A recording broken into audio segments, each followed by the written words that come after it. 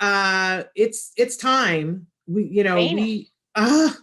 And we love her so much. She's just an incredible person. So Traven, I hope that she is there.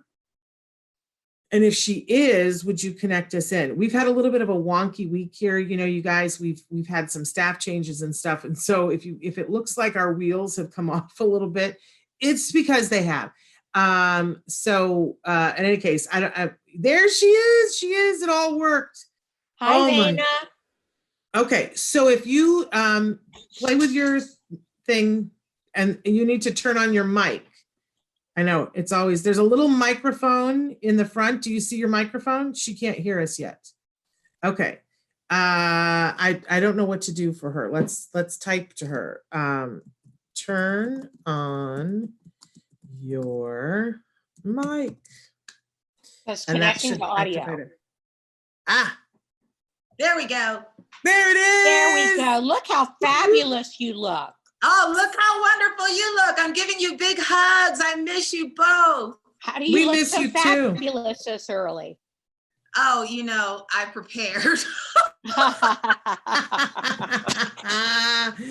Well, I said the other day, who's going to be with us on Friday? It's Vana. And I said, she is notorious for being bone to the honest. So I love that you said, yes, I look this way because I prepared. I would expect nothing less from you. How you are just scrumptious. I said earlier, I've told you this before, I want to grow up to be you, and I've always wanted to be you since I was old enough to have memory. You were what I wanted to grow up to be. Can I just say? So there you go. Yeah. And I still want to be you when I grow up. So there we have it. And I used to wonder, what does this mean? But then you told me your history. It happened even before you met me. Yes. No, you were the idea in my head of who I wanted to be when I grew up. You mean physically? You mean looks-wise? Everything. I wanted to be a tall, beautiful, thin Black woman. I wanted to be a mom. I wanted to be somebody who was a mover and a shaker. I wanted to have incredible hair and incredible style. Like, I wanted to be Vana. Okay, got it. I was Vana. Well, and I didn't have a name. Also, Shannon, you're both comedians. Yes. Well, yes. And Vana, although she's out there doing it, she's out there doing it now, which we can talk about. Vana, you've been pursuing your lifelong dream of being a comedian and doing stand-up, and you've been doing stand-up regularly, right? Yes, for an entire year. I did it way back in the 90s, but I just found the time, because you have to be in the clubs late. But I have to say, Nancy, Shannon's play, what was it, a year and a half ago? The autism monologues. In the theater and her comedic writing, that was such an inspiration. And she knows I'm always saying, come on, get back on stage, get back on stage. She could do it in a heartbeat. Yeah, well, we were supposed to be doing it this month, and then this little COVID thing happened. Yeah. I don't know if you heard about it. Yes, well, do something live. Listen, I'm trying. But you've been doing, like I saw the other night that you were still doing stand-up and doing it online, correct? Out of my living room. Okay, this is facing the dining room. I turn it that way for the living room, and that's my stage for stand-up. Can't even believe it. Somebody is saying, hi, Vana, awesome, sending sister love. Oh, back at ya. There we go. Vana, I want to talk a little bit. I don't know if you were listening at the beginning of the show, and before we get into what you're up to now, because you've got a lot of exciting new developments with your documentary filmmaking. We were talking about the situation at some of the residential homes, and you have a son that's in a residential placement. Yes. And I'm wondering what your experience has been with that during this crisis. Yes. Just to back up a little bit, he's in a phenomenal home, the White Group home in Palmdale, which is like an hour and a half, sometimes more with traffic away from us. Since this whole happening, I have not been able to see my son. And you guys know, I was there once a week and we'd have wonderful time together. So it was just so painful. But we have, just like we're doing now, Zoom capabilities. And so I've actually seen him more via Zoom. Wow. That's fantastic. So your experience with this has been good in terms of what they're providing you at the home to connect with him. Yeah, I mean, I tried, I tried. I said, what do I have to do? It's like, do I have to show up with my test papers? Do I have to, show you guys I was, social distancing for 14 days? What can I do? And they said, if I take him out, he cannot come back. Yeah. And our apartment simply would not help him during this confinement period. He needs a yard, he needs a trampoline, he needs, all that he has at his disposal right now. So he gets to see his mommy a little bit more, and we've been reading. I had talked in his last IEP to the school about giving him age appropriate reading, which at his age, they had read The Great Gatsby. So we're reading The Great Gatsby every time I talk to him. That's awesome. See, this is why I want to be you when I grow up, because this is how you roll. You take whatever's happening, you figure out, what do I need to do? And ask questions. You ask your questions, and then you say, okay, how am I going to make the most of what this is? That's who you are as a mom. That's who you are as a person. And that's who you are as a filmmaker. So let's talk about you as a filmmaker, Vana, and what you've been up to over the years and what's going on right now. All right, you got it. Yeah, when it came to filmmaking, I just did what I had to do. You guys know my background's in documentaries and news. And when I was at CNN, we won an Emmy for our 9/11 coverage. And both my guys were diagnosed with autism. So when my marriage dissolved, my friends looked at my life and said, this is wild. You need to create a documentary. Of course, I was deep in depression, but eventually pulled myself out of it, went to Craigslist, got a little bitty flip camera, and bought Final Cut Pro online and shot and edited the first film, My Thiero Boys, which screened internationally and was nominated for an Africa Movie Academy Award. Craziness. I had no idea the level of acclaim it would achieve. So immediately at that point, the boys were a little older because it takes a long time. We parents were starting to wonder what happens when we're gone. So that nugget I couldn't let go of. And so I started videotaping interviews for this second documentary, Believing in Miracles in Spite of Autism, meaning I'm believing that somehow all these programs that we parents are creating when we're gone will still exist, will still serve our children, because 1 in 59, that's a lot of individuals, 1 in 37 boys. So, when we're gone, that's a ton, that's millions. And, these are numbers that were calculated back in 2014. So we don't even know the numbers and what's going to happen. So we're focusing on work initiatives, housing initiatives, and a shift in the education paradigm, because we all know of, Dylan Barmouche and Ido Kedar and Justice Killebrew, all these individuals, and the film with Deej, there yes. are non-speakers who have been taught ways to communicate using one finger, pointing at letters and spelling. And had this been in kindergarten for all of our children, because it helps the partial speakers. And I'm so excited for people like Edlin Pina out at, what's the university out in Thousand Oaks? Anyway, she has a wonderful. Cal Lutheran? Is it Cal Lutheran? Yes, Cal Lutheran. They have a wonderful seminar once a year where they bring all the non-speakers together and they dialogue at tables. Now, there are people in institutions who hold the reins for funding who aren't even aware of this. And that's why I'm doing this film, because there are people out there who don't know what they don't know. That's right. You're very involved with the nonverbal community. We want to say that, Dana, you have a son who's nonverbal. Yes.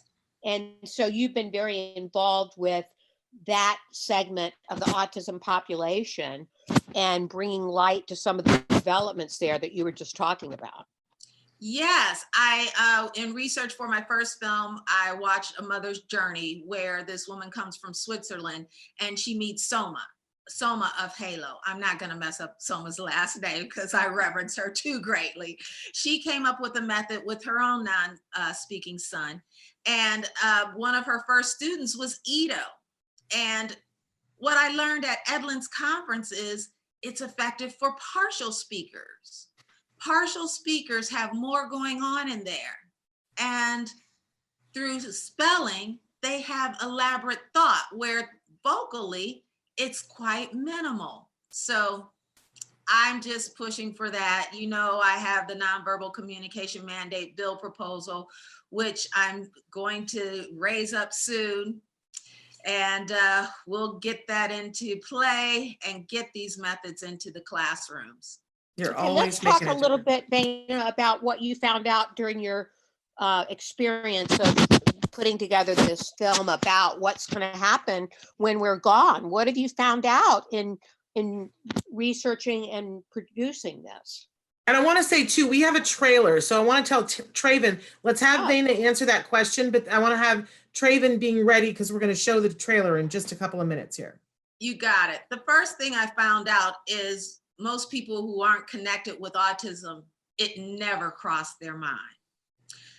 The second thing I found out is that if we don't get them aware, legislation may come out down the road that will work against our children. And so the main thing I learned is that we need to educate those who don't know so that they will support this population once we're gone. Well, and Vana, I think it's even bigger than that, because I think that there's a large section of the autism community that doesn't know. And I'm going to include myself in that because you are my educator on these things. Yeah, I'm not my educator. I find from everybody else, I consider myself, you know, one of those DJs. I find somebody who knows something, I make them my friend. I read up on them. I get all their data. I interview them and get them on camera for this documentary. I'm sure also, Vana, you found out that we're really not prepared, like you said, for the onslaught of numbers that are going to be entering. The kids that are entering adulthood are already adults, and what to do with them. Is that correct? Absolutely. And that's why I'm so excited to ask people to donate, because listen, there's the ABLE Foundation that works with community colleges to create actual career employment, not just the job. Then there's Extraordinary Ventures, you know, out of North Carolina, you know, with where they are creating jobs based on the talent of all the spectrum adults. You know, they develop where they will work. It's, you know, so many different things are happening out there. And Joanne Laura with Autism Works Now. And see, all these education, employment initiatives are duplicatable. So we want to show how they created it, how they created the model again in another city, how other parents learned of it and ran with it and have autistic adults being employed right now. And we want to continue that. Now you brought up donation. So, because you're at a place in the film where you could use some money to finish this off. Am I correct? Absolutely. I am looking to raise $179,000. Back when I did my first film, a couple thousand, you know, my good friend Gia Gulton with the Samaritan's House gave me a couple hundred. I used all my income tax returns. All my money goes to my documentary film. Let me tell you, every little 50, every little 100, I shoot with it. Yeah, and and then I had a girlfriend, Susie Stringazer, who is passed now. She bought me a camera. So since then, the documentary industry has changed. Everything is 4K. Everything is big money. They're spending millions on these documentaries. So in order for us to compete and even grab the eyeballs of people out there, we have to deliver a high caliber product. So I've been fortunate enough to shoot the interviews with every dime I've been given. We got a grant that sustained us the last couple years from the Edward Harris Foundation, and people like Areva Martin and Nancy and Lisa Wayans and Teresa Jackson have given multiple times, really nice sizable donations. And my buddy, Dr. Michael Herron down in Atlanta, he's helped support us. So we've been shooting interviews. Now we have the bulk of the B-roll. We know that's a TV term. The bulk of the footage that you will see throughout the entire documentary. I've got to hire expensive crews for a 4-day shoot. I mean, a 4-hour shoot to shoot all these people, all these places. And then we've got to edit it. And our editing budget is somewhere around $71,000. And we want to start editing in January 21. Okay, so we're going to show everybody the trailer, and we're going to invite you and encourage you to be in. Haven't you always wanted to be an investor in a film that could change the world? So we're going to ask you to go to the couch cushions, $5, $10, $5,000 if you have it.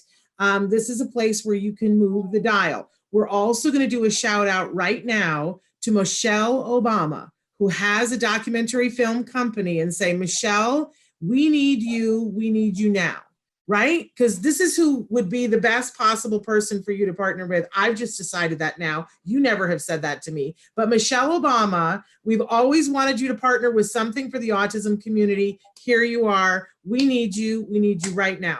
But in the meantime, let's all pitch in so that we can show Michelle Obama why their documentary, because the Obamas they're partnering, they're producing documentary films. They want films that can change the world. Here we go. So Traven, have we got that trailer ready to go? Thank you, Shannon. Thank you. Are you kidding me? We love you so much. Take a look, you guys. Here's the trailer, Believing in Miracles in Spite of Autism.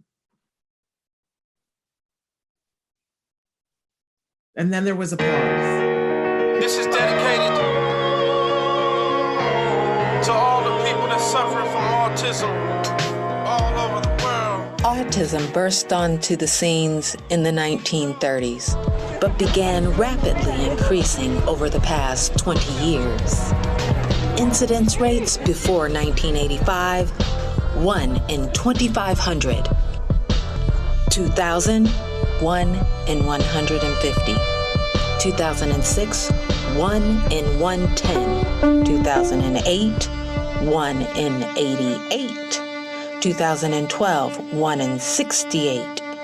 2014, 1 in 59 children diagnosed with autism each year in America, and 1 in 37 boys.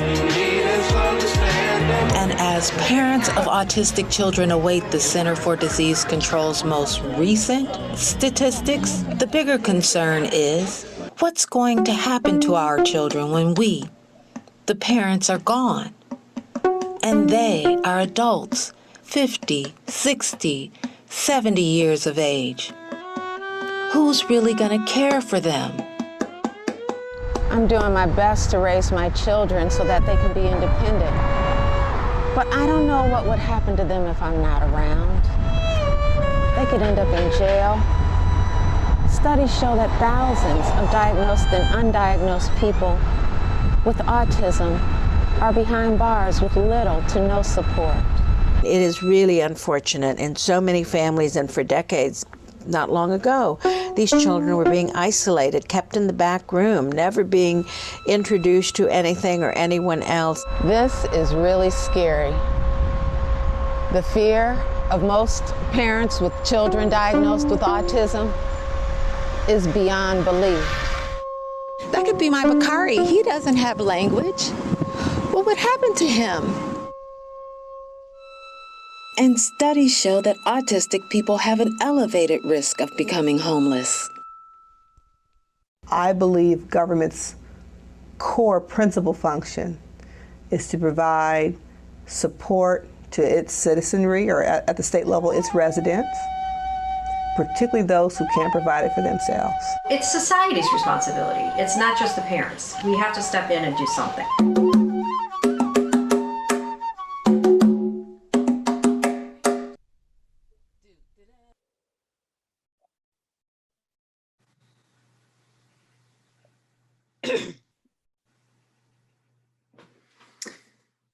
Oh, Vana, it's so good. There it is, you guys. That's where you can go to donate. Please, please, please donate. Yeah, fantastic, Vana. Really, that encapsulates what you're trying to accomplish here. And your skills as a documentarian are just unbelievable. I was so moved by that. And wonderful to see your sons, Bakari and Carter, there too. And Wyatt. Wyatt was in there. Yeah. Lovely shot of Wyatt. Quick shot of me and Wyatt. And so many other people that we love. And I think Nancy's right. I think the thing that I was talking about before about how you were just to the bone honest, you have a way as a filmmaker. You know, when we first saw the screening of My Thiero Boys, and I remember sitting with a group of moms and people were so moved they couldn't breathe. I remember at one point thinking, oh my gosh, like, am I going to make it? Because I can't, like, there's so much emotion. There's no noise I can make. I can't get air in or out, because you take us there. You absolutely take us there. And you do it very lovingly, and you do it with a sense of humor and grace, but you take us to the place where we don't want to look and you force us to look. And it's a gift that you have. I'm so glad that you have persisted. I know that's your middle name, persistence. But it's a good thing that you do. You're doing the right things.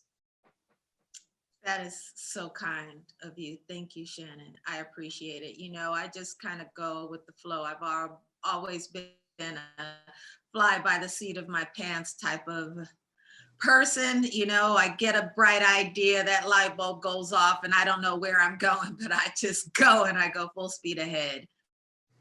Yeah, well, you're the kind of person that I want to spend my life with. You know what I mean? Like, surrounded by people like you, because that's the good stuff. It's absolutely the good stuff. It's a mutual admiration society. I feel the same way about you. I feel the same way about that mover and shaker right there, Miss I know. Jackson. She's a fireball, that one. I Dana, know. let me ask you, we saw in that clip a lot of very important public figures that you pursued for interviews in this. Do you feel at all hopeful after talking to some of these? We had Senator Holly Mitchell, for example, Gloria Molina you had there in that clip, and I imagine you have many others that you speak to in this film. Are you hopeful after speaking with them at all? We know this is a tough situation that we're facing, but are you at all hopeful? Of course I'm hopeful. Primarily, Nancy, because I choose to be hopeful. These particular legislators have always been on our team. Gloria Molina, while she was supervisor, she helped the Latino community in many ways, starting organizations, being a voice for parents with children on the spectrum, and actually going into homes and going into schools and making a difference. You know, Holly Mitchell has been one of Ariba Martin's right-hand, left-hand people. Ariba knows how to galvanize legislators. And yes, we do have more. One I'm looking forward to interviewing is Supervisor Mark Ridley Thomas, who's worked with Special Needs Network, and they've opened an autism center. So that was several years in the making. They broke ground in 2019. So we're going to get him on camera. And another advocate, Holly Robinson Peete with the Hollyrock Foundation. You know, she has a vocational center named after her son, RJ's place, where my son, Carter, and many people's children were able to become employed. Yeah, you've got two incredible sons, and they're very different, like they would be, like anybody's sons would be different, but they are also very different in where they fall on the spectrum. And tell just a little bit for people who don't know you about the story of your boys, Vana. Well, my oldest Carter, he was just so cute. I had children late in life, people. So by the time I had gotten all my partiness out of me, that's a lie. It's still there. Anyway, I had Carter and I wanted to do everything for him. So I was that crazy mother who did flashcards while he was in the crib. I put everything educational around him. So when he began to hit milestones, they were hit or miss. You know, he could sing songs. He knew his ABCs. He knew Barney had just come out, so he could do all the Barney songs, but he couldn't put a 3-word sentence together.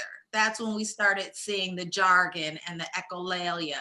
He couldn't touch his nose. And fortunately, I had other parents around me with kids his age, and they were doing things and I was kind of looking at him. Well, anyway, autism was new. This was back in 1997-ish.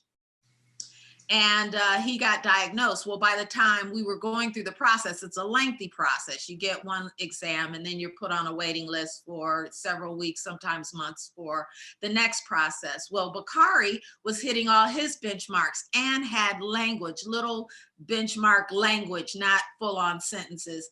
But then his entire countenance changed and he really went away from us. So we were able to get him diagnosed. And initially I thought he wasn't affected, but then it turned out it was a bit more severe. Now, because of these methods that, you know, fortunately, Ito's mom, Tracy Kedar, is working with my youngest son, teaching him how to communicate through spelling and pointing to letters. And eventually he'll graduate to keyboards.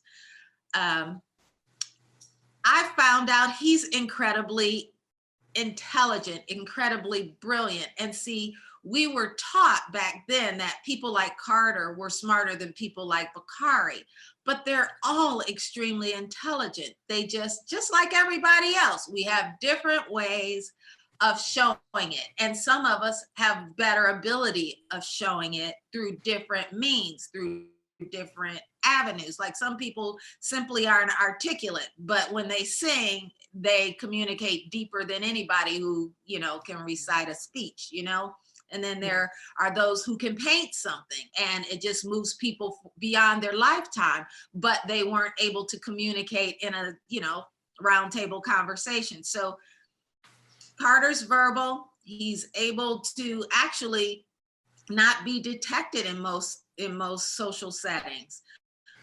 Bakari, if he doesn't speak and he stands still, he's able to not be detected in most social settings. But then when people ask him a question, he's not able to respond. And then when he gets what's called STEM hyperactive, he runs and jumps and does things that typical people just don't do. And then he's detected. So they're very different, but both, I am grateful, both very loving, very affectionate, and they're both a bit vigilant to help improve their own lives in their timing. And your oldest son, Carter, he still he lives with you. Is that correct? But Bakari is the one that is in a place where you're able to Zoom with him every day. There we go. Okay. Dana, I have a question about, I knew you, of course, during the transition of Bakari going into residential placement. Talk a little bit about, because we have so many families, including myself, that have that in the future for them. Talk about the adjustment for that. Was that difficult for you? And now that you are where you are, the sense of probably relief that you have about that. Can you talk to that? Yes, let's start with where I am now, because, you know, I haven't been taken there in a while and I started welling up all over again. But right now, especially during this thing we're going through, what I call it that shall not be named. I'm a Harry Potter fan. I love that term. So yeah, I mean, right now, I know I made the best choice because he is well cared for and by people who run a home that follow the law, follow the rules, and help their clients thrive. So that's incredible. Now, he always had behaviors ever since he was a tiny guy, and he would go off to the point that the way we learned to handle it was to go in the room and lock ourselves in the room and listen until he was done, and then we'd come out because we had, experienced some really horrific episodes. So these would come and go, and we consulted a psychiatrist who was able to, different times provide us a medication which would curb these behaviors. Behaviors is how we refer to them in our industry. And then he'd have a growth spurt, and then things would get good, and he could come off the meds because I'm not a real medicine person. So we went to natural medicines for a while, and then he grew, and then behaviors returned. And so all along, we knew this was a potential, and I always kept his dad in the loop, and I always kept the regional center in the loop. I let our case coordinator know that we may need to access the option of a group home. So they were always mindful to keep us aware of what group homes were available, where they were, how we could access them, and to keep us ready to be on a waiting list. Because, if the time came where we said he's got to go to a group home, we didn't want it to last a long time and then more damage be done. So I had an experience. Really, now in hindsight, I know what it was all about. Anyway, I took a major pounding in public. It was so upsetting because he lost it, and he lost it in his communication class. He was doing it once a week, and then they escalated to twice a week. But what I realize now that he's receiving communication, it wasn't challenging him, and I couldn't understand why he wasn't cooperating.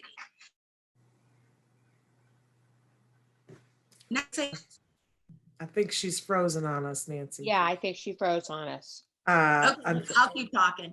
They say that kids are actually smarter, and they aren't being challenged, and that's why they act out in class. Well, the same thing was happening with Bakari.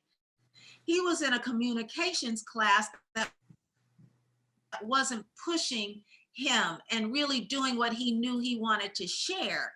So he stopped participating, and this made me mad, and I was upset about it. So I just said, well, we're going home. Well, we hit the parking lot, and he retaliated. And I'm sure everything he was saying in all of those strikes that he landed upon me, which the next day had me seeing stars. You know how you see stars in the cartoons? Yeah. It was no cartoon. I heard the ringing, like they say boxers hear a ringing. I heard the ringing. Anyway, I realized he was saying, they don't know what I know. I can tell more. I can do more. So now he's doing it, and his behaviors are pretty much nil now that he can communicate. But back then, as soon as, I don't know what made him stop, but when he stopped, we got in the car, and I said, listen, I told you, if this ever happened again, you're gonna have to live with someone else. So with him there in the car, I called our regional center coordinator. I left a voicemail detailing what had happened and that it was time for placement. He understood that, and I knew he understood that. So she was fortunate in that she kept in touch with an ABA specialist, and the ABA specialist knew the better homes because she worked in them, and recommended the white group home. And they had just purchased a second home and had a spot for my son Bakari, When we went to interview and take him to see the space, a young man had just been placed prior who walked down the stairs who happened to have gone to Bakari's school. So he had a buddy that he knew. And That's great. it's really a phenomenal success story. Well, thank you for sharing that, Vana, because I know there are a lot of families out there that, you know, have children with behaviors that they are looking at, you know, the future, what the future might hold. And you're really an inspiration to so many parents out there in terms of having a child that's nonverbal and dealing with that situation. You're a real inspiration to them. Absolutely. Thank you, Nancy. Thank you, Shannon. You know, everybody who knows me sends parents to me. They can give them my number. I've helped many parents navigate these waters. And someone told me, what if I had done it when he was younger? Maybe that would have prevented what happened later. Don't know, but I just let people know it is a good thing. Just find the right home. We've only got 2 minutes left here, so I want to get some. I got some business we got to take care of. First, we want to. People are asking. They're saying they're so moved by the trailer for the new film, and they're asking where can we watch the first film, Vana? Where can we send them so they can find out more, get links to be able to donate, and to watch everything that they can about both films? Well, contact me. I guess, wow. Yeah, email is Well, easy. how about this? How about they can write to us if they specifically want, and we'll forward it off to you. Let's do that. So you can write to me, s.penrod@autism-live.com, and I'll connect you with Vana. Because to see the first film, they can do a showing in their community. Maybe you want to start doing a virtual showing. I don't know. But like, I'm open to screenings. You can do it in your living room, 2, 5 people. I recommend that you do it with the group because, as Shannon said, it's so emotional. If you watch it yourself, you might stop and not come back. So you got to have some people, got to have community to talk about, even if you guys watch it and then discuss it on Zoom, but you got to have some support. It's emotional. It's a journey. And I can Zoom in for Q&A afterwards. I would love to be able to share and connect heart to heart after you've seen it. But yeah, I have it available. I can send you the link and the password. Is there a Facebook page or a website for the new film where they can go and check things out? We have an Instagram page for the new film. It's called In Spite of Autism, @In Spite of Autism. Okay, fantabulous.